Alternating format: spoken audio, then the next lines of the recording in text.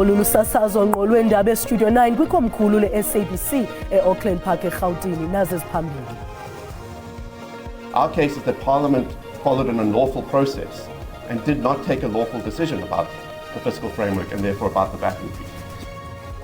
Sinkonyiwe isigwebo kwinkundla ephakamileyo yaseNtshona Koloni eKapa kutyala ngokonyuswa ngochatha wesiqingatha sepesenti kwerhafu yentengo i-VAT kanye ngokukushiyeka iintsuku ezisibhozo aqala ukusebenza lo chatha. ISASCOC umbutho webhola yomnyazi nesebe lezemidlalo ubugcisa nenkcubeko yalile le mibutho ukungena kumongo wokunqunyanyiswa kukamongameli we-Netball South Africa uCecilia Molokwane. Molweni emakhaya nankuvundisa enilungiselele wona ngokuhlwanje. Sinkonyiwe isigwebo kwinkundla ephakamileyo yaseNtshona Koloni eKapa kutyala ngokonyuswa ngochatha wesiqingatha sepesenti kwerhafu yentengo i-VAT kanye ngokukushiyeka iintsuku ezisibhozo aqala ukusebenza lo chatha. Inkundla izibophelele kubeni iza kubuyela kumaqela ajijisanayo lingatshonanga lo mhla wama-29 kule nyanga. I-DA ne-EFF zimangele enkundleni zisithi ipalamente yenze imposiso ngokuphumeza isiseko somgaqo-nkqubo wezezimali esikhokelele ekonyusweni kwe-VAT. Isenzo esingekho mthethweni nesingaqiqwanga la ngamazi asetyenziswe ngamaqela amabini aphikisanayo i-DA kunye ne-EFF nanenjongo enye ngoku. Our case is that we didn't lose in Parliament. Our case is that Parliament followed an unlawful process and did not take a lawful decision about the fiscal framework and therefore about the VAT increase. The process through which the VAT increase was adopted is itself irrational and unconstitutional. In fact, it has elements of deception. Ngelixa i-EFF ifuna umtyho wexeshana ngokuqunyanyiswa kwenyathelo lokonyusa uchatha kwi-VAT, i-DA yona ifuna umyalelwana phakade icinywe ngokupheleleyo incingane yokonyuswa kwerhafu yentengo sekuguzulwe imihlathi ethile yomthetho we-VAT. I-DA ithi umhlathi we-74 womthetho we-VAT unika amagunya athe xhaxhe kumbhodzo wezezimali. Uganda amagqwetha enjoli yesizwe umnumzana inogodongwana ayakukhaba oko. Unconstitutionality they argue for is non-existent. I'll thirdly then deal with the essence of the applicant's case, both of them, but more the DA's case when stripped of all the frills. Amagqwetha eParlamente anti ilandele imimiselo yenkqubo ezikhokhelele kuvoto ngeliphumeza isiseko somgaqo-nkqubo wezezimali ngomhla wesibini kule nyanga. But the following is clear. The report was put to the meeting. It went through, members of the meeting went through that report clause by clause, and there was ultimately a vote in relation to the adoption of that report. Uganda ukuphunyezwa kwesiseko somgaqo-nkqubo kwaxhaswa yi-Action SA nebhonsa ezavota zixhasa i-ANC phantsi kwemiqathango yokuba isebe lezezimali liza kuzingela ezinye indlela ukuphepha ukwenyuswa kwe-VAT nge-0.5%. Umde welinyathelo omhla wokuqala kuMeyi uyinqontsonqa ezopolitiko nezomthetho. Igqiza elipheleleyo lejaji zenkundla yaseNtshona Koloni lilo elichophele oluzengezenge lwempambano. If not all members are on board, meaning not everyone understands what is being voted on at that point, that and then it simply is adopted, does that not taint the process? Amagqwetha eParlamente aphendule ngelithi indima yenkundla kucacisa ukuba ingaba iParlamente yalandela imimiselo yayo yomthetho kusinina eyopolitiko imiba ingafakwa kulo mba. Umkhanelo neminyaka engama-54 owayanyaniswa nesiganeko sokudubula kwidyunivesithi Walter Sisulu eMthatha ubonakala kwinkundla kamantyi yaseMthatha eMpuma Koloni. Ujamelene netyala lokubulala kunye namatyala amabini okuzama ukubulala wabafundi abonzakeleyo. Kutyholwa ngokuba udubule wabulala umfundi uSisonke Mbolekwa kuqhankqalazo kweli ziko kwiveki ephelileyo ngoLwesibini.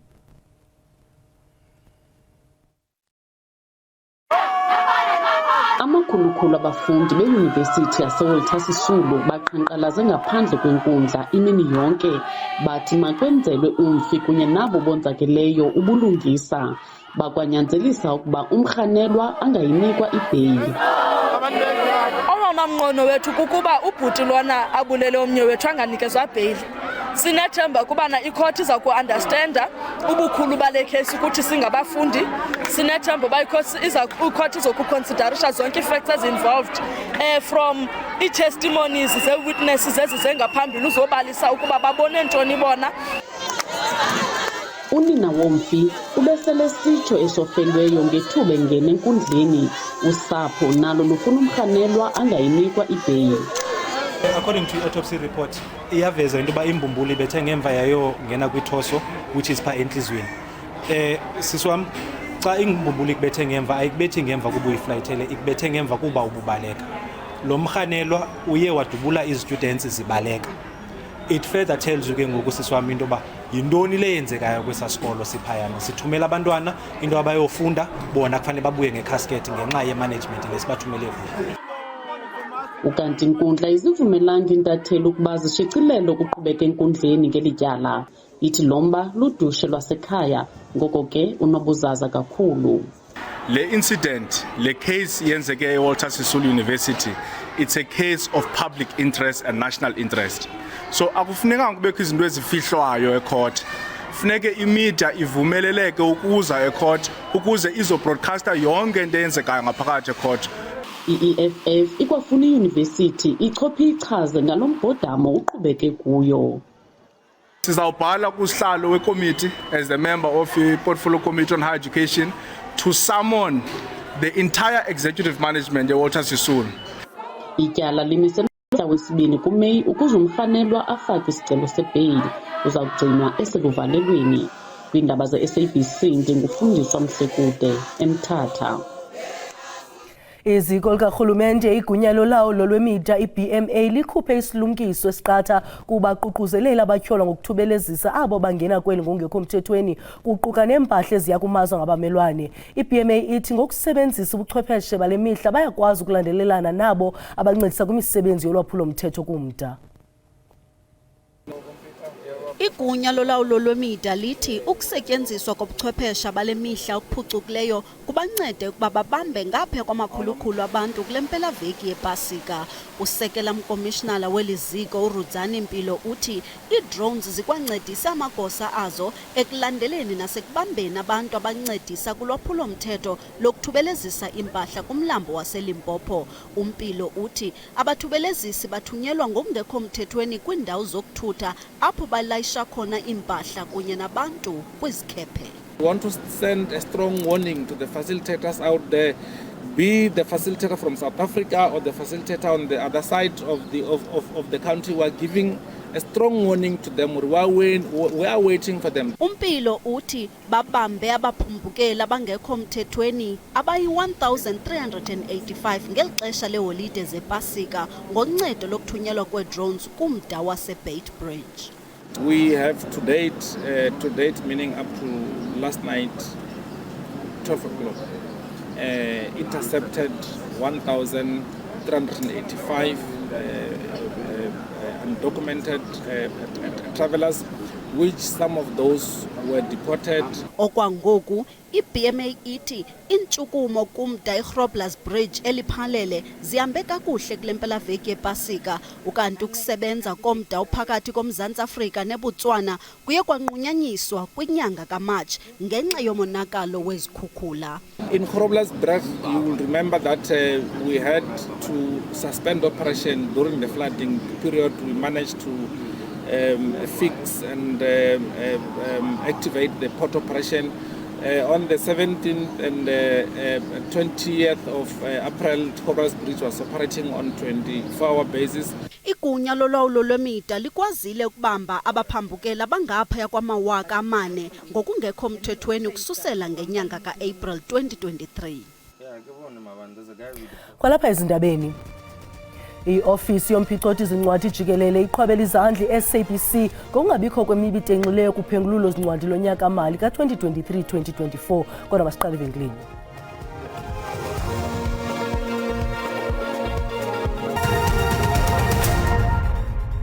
Sinamkele kwakhona kwiindaba zelijelo xa sihlabela mgama. Uza kubanjelwa eSt. Peter's Basilica umngcwabo wongasekhoyo uPope Francis. Umphathi weCollege of Cardinals uGiovanni Battista Re uza kukhokela lo msitho. Emva komngcwabo umzimba wePope uza kuthunyelwa eSt. Mary Meya nalapha azokufihlwa khona. UPope Francis ulandulele elizolo eneminyaka engama-88 emva kweveki engaphilanga.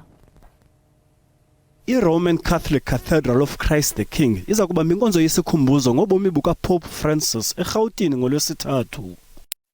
People have said he's a pope of firsts. You know, he has really changed many things in the Catholic Church. Thanks to Pope Francis, for the very first time in the history of the Catholic Church, we had the participation of lay people in a synod of bishops. Inkokheli kwilizwe liphela kuquka uluntu jikelele kulindeleke lulandele umsitho wokubekwa kukaPope Francis. We expect that world leaders coming for the papal funeral, including U.S. President Donald Trump and Ukrainian President Volodymyr Zelensky, will be seated in the front row or towards the front of the funeral in St. Peter's Square on Saturday morning. We might see some images of the world leaders greeting each other. The ceremony will be solemn. It will be a funeral, an opportunity for Catholics around the world to mourn the Pope. He was a man of faith, and I was really sad, but I also feel like he was ready. Owayesakuba ngusekela mongameli weli uPhumzile Mlambo Ngcuka noma ngumcebisi kuPope Francis kwimiba yendlala nenhlupheko elizweni uthi ukusweleka kwakhe kuyilahleko eluntwini. Indeed really cared for the poor. My first meeting with him was at the Vatican when he convened us to discuss access to affordable internet for the poor. Kuhlala ingxoxo ngokuchonga iPope elandelayo. Bojikelele we-ANC ugqirha Gwen Ramokgopa uzigalele amanzi ingxelo zokuba kukho ukuzama ukumnqumlisa amafu usekela mongameli we-ANC uPaul Mashatile ngokungqamelene nenkomfa yonyulo ye-ANC ka-2027. Kule mpelaveki igqithileyo bekuthendi ingxelo zokuba isithuthi sikaMashatile sadutyulwa amatyela amane kwifestile yangaphambili. Kuye kuqina ukujongana ngezikhondo zamehlo kumbutho we-ANC ngelixa kuza kubanjwa iinkomfa zamaphondo. Iinkokheli zalombutho sele ziqalile ukugaya inkxaso ekhusini phambi kwenkomfa kazwelonke eza kubanjwa ku-2027.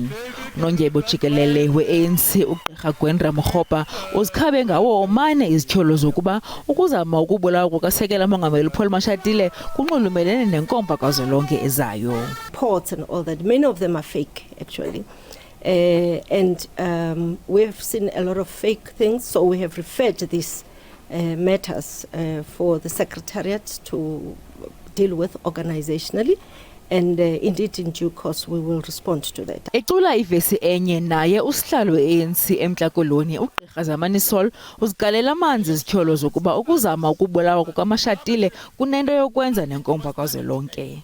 Who can in his right mind go out and want to kill a deputy president of the ANC for a 40% party? Ephendula ngotshintsho libonakalayo kwezopolitiko, Nondyebo jikelele ubuze abathunywa ukuba kutheni kumelwe ezempilo zeli zihlawulwe ngurhulumente waseMelika.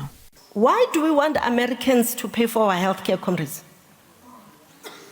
Fortunately, our country refused to start the ARV program with money donated by other countries. Ukujongana ngezikhondo zamehlo phakathi koMzantsi Afrika kunye neMelika kuthe kwaqatsela kutshanje. uRamokgopa uyiphindile intetho kaMongameli Cyril Ramaphosa yokuba eli alizokundlandlathekiswa. Umbutho we-ANC usathe gqolo ukuthethathethana neminye imibutho esepalamente ngezezimali zikazwelonke neziquka ibhajethi kazwelonke.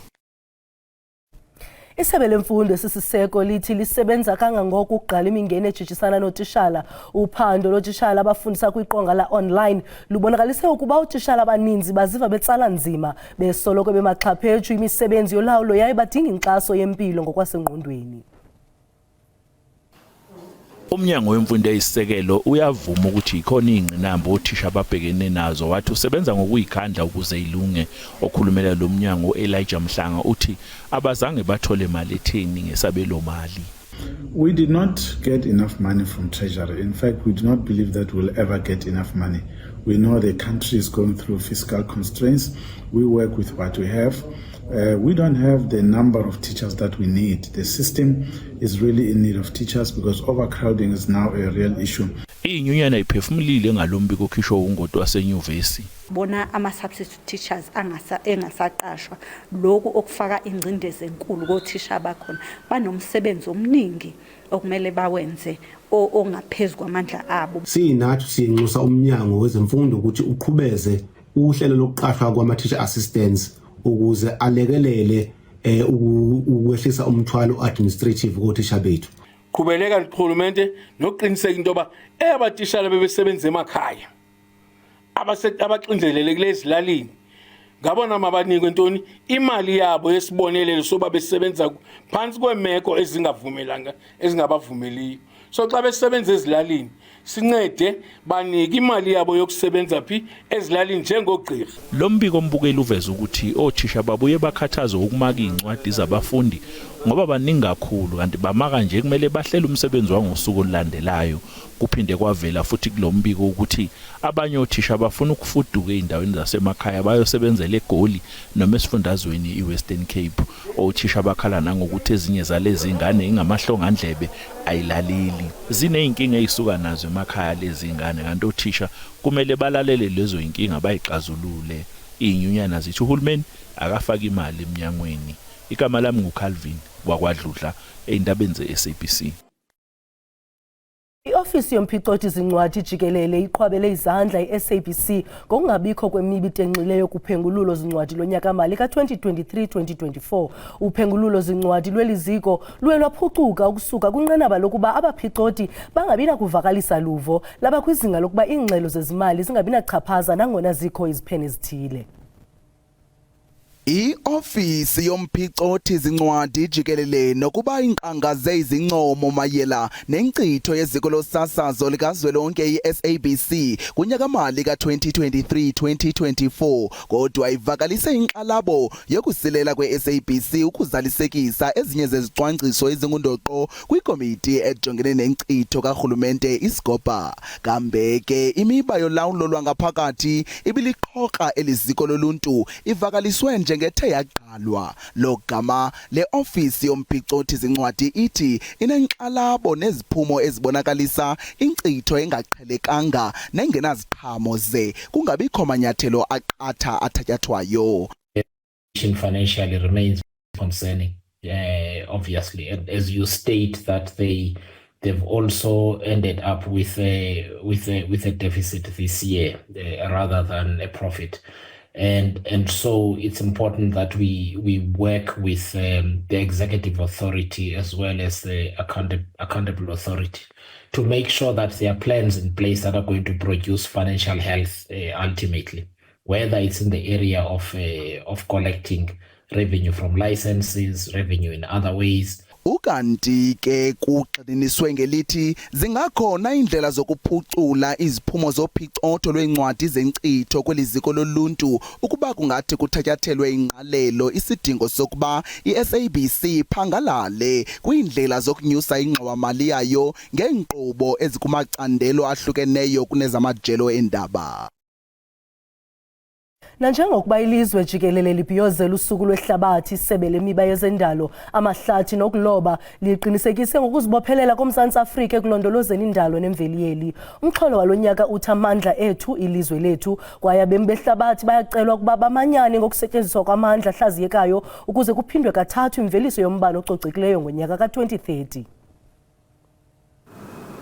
Isebe lemiba yezendalo amahlathi nokuloba lithi kubalekile ukukhusela okusingqongileyo nokuqinisekisa ikamva elizinzileyo kumntu wonke nangona kunjalo ukubandakanywa kwamandla enyukliya kumxube wamandla wombane kweli kusengumba uthanda utshisa ibunzi. Nuclear does form a part of that mix, but the most important thing also for people to remember is that nuclear is no longer considered to be a dirty energy. There was a time when there was a lot of pollution that happened as a result of that, but the newer stations now are not that anymore. Ezinye zengcali ekusetyenzisweni kwamandla ombane ithi amandla enyukliya anganceda ekunciphiseni ukuxhomekeka koMzantsi Afrika kumalahle, ioli ekrwada kuquka irhasi. Nuclear energy can play a significant role in environmental energy in South Africa. Kuber Power Station provides about 4.2% of our energy needs in South Africa, which of course together with renewable energy sources like solar, wind, and hydro, which constitutes about 6% of our energy mix. We do not believe that nuclear energy should be part of our energy mix. It's the most expensive form of electricity generation, and for what our government is proposing, the small modular reactors are things that are not commercially viable or available on the planet. Isininzi kwehlabathi jikelele sithi siyathembisa ngokuqhuba nenzame zokuqinisekisa indalo ecocekileyo nelizwe eliziphilisayo. Kwezemidlalo umfelandawonye wezemidlalo kunye nekomiti ye-Olimpiki SASCOC umbutho webhola yomnyazi nesebe lezemidlalo ubugcisa nenkcubeko yalile le mibutho ukungena kumongo wokunqunyanyiswa kamongameli we-Netball South Africa uCecilia Molokwane. Unqunyanyiswe ngumbutho olawula ibhola yomnyazi kwihlabathi ngempelaveki ngezizathu ezingadizwanga. Kumiswa kwaCecilia Molokwane ekubeni ngumengameli we-Netball South Africa kusabalale njengemlilo longalawuleki kulempelasonto lesibuya kuyo. I-Netball South Africa ke beyisembi kwelikomiti lephalamende lomuhla kanjalo neSASCOC nelitiko letemidlalo kuphendvula imibuto letsite. World Netball, we believe, will verify allegations through evidence and will conduct a thorough impartial investigation. Imibuto beyingena ingenile. So the board has no idea how much the fan parks cost? So you don't know? No. Okay. What more are you saying to the coaches who are trying to make the netball stars of tomorrow? What more are you saying to the schools who are putting the resources in place and hard hours in the sun? I would have expected SASCOC to have some sort of insight on what is happening, to be vigilant in monitoring what is happening within.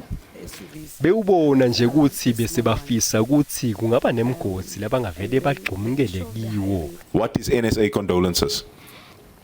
You spent 41,000, you ought to know. The only thing I can remember at the top of my mind is the players that were netball players that died. You spent 41,000. What did you use it for? Honorable member, with due respect, can I get back? Kungakapheli lo mnyaka lo setulo. Kwenzeleke ukuthi kube nelukhetho lwebuholi lobusha be-Netball South Africa. Mina ke ngingumduduzi Ndlovu leti tindzaba te-SABC ngibika ngiseJozi. Kamnandi mawethu.